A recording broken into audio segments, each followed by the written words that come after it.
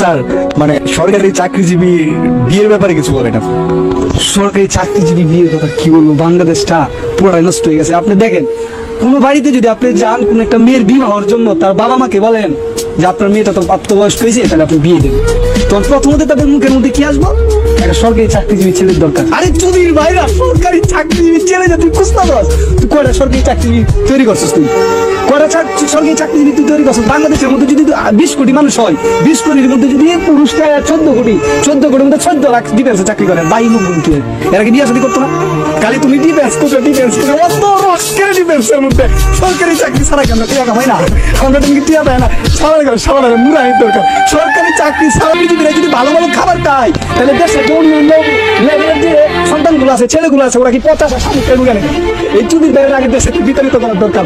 আর আমি সরকারি চাকরিজীবী ভাইদের উদ্দেশ্যে করে বলতে চাই যে আপনারা বিয়ে করার আগে চিন্তা করবেন যে কোন ফ্যামিলিতে বিয়ে করতেছে, এই ফ্যামিলি থেকে একটা সরকারি চাকরিজীবী ছেলে আছে কিনা, তারপর আপনি একটা মেয়েকে বিয়ে করেন। তাইলে এটা সিস্টেমটা কি হইতেছে, আপনি যেমন একটা মেয়েকে উদ্ধার করতেছেন সরকারি চাকরি পায়, বিয়ে করে আরেকটা মেয়ে উদ্ধার হইতেছে ছেলে করে সরকারি চাকরি পায়, তাহলে এটা বলতে কি কারণ হয়েছে যে অন্য ফ্যামিলির মধ্যে যারা সরকারি চাকরিজীবী নেয়, আপনারা ভুলে ওদেরকে বিয়ে করার স্বপ্ন দেখেন না। কারণ আপনি যদি সব বিয়ে করে নেন, তাহলে আমাদের মতন ছেলেরা কিন্তু না খায় মরবো, খুব কষ্ট হয়।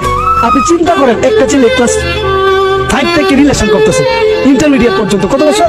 ক্লাস 5 যদি রিলেশন শুরু হয়, তাহলে 7-8 বছর রিলেশন করতেছে, 8 বছর ইন্টার পাস করে ভার্সিটিতে ভর্তি হলো। ভর্তি হওয়ার পর ফ্যামিলি থেকে অফার আসছে, ছেলে তো সেনাবাহিনীর চাকরি করে, ছেলে তো পুলিশের চাকরি করে, ছেলে তো বিজিবিতে চাকরি করে, ছেলে তো এমুক, ছেলে তো সেমুক, ঠিক আছে? এত বছর রিলেশন দেখা। আর মেয়েরা কত স্বার্থপর চিন্তা করছেন আপনি? এই ধরনের ছেলেরা যে 12-14 বছর রিলেশন করলো, এই রিলেশনের কথা বললে যে সরকারি চাকরিজীবী ছেলে পাওয়া গেছে, তো ওই ফায়দা হলে সরকারি চাকরিজীবী কটাতে দিতে আছে, এটাই আছে।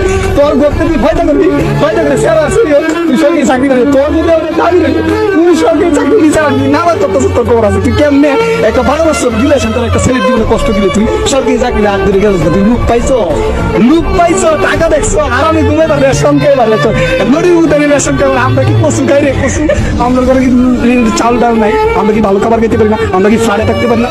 বাংলাদেশের ম্যাক্সিমাম সরকারি চাকরি ছাড়া অন্য কোনো ডিপার্টমেন্টে যারা আছে, ধরেন বেসরকারি প্রতিষ্ঠান বলেন বা এই প্রাইভেট কোম্পানি বলেন, ওই কোম্পানিতে ভালো ভালো পোস্টে চাকরি করতেছে না, ওরা কি ফ্ল্যাটে থাকতেছে না? ওরা ভালো পজিশনে থাকতেছে না? থাকতেছে।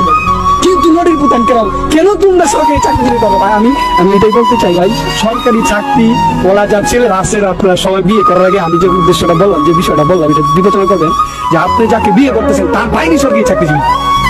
যদি তার ভাই সরকারি চাকরিজীবী হয় বা তার বাবা সরকারি চাকরিজীবী হয়, তোমরা বিয়ে করবে, তখন তারাও যেরকম একটা পাইতেছে, আপনি এরকম একটা পাইতেছে। ঠিক আছে, আমার আজকে নতুন নিয়ম বললাম। ঠিক আছে, আপনারা ভালো থাকবেন, সবাই সুস্থ থাকবেন।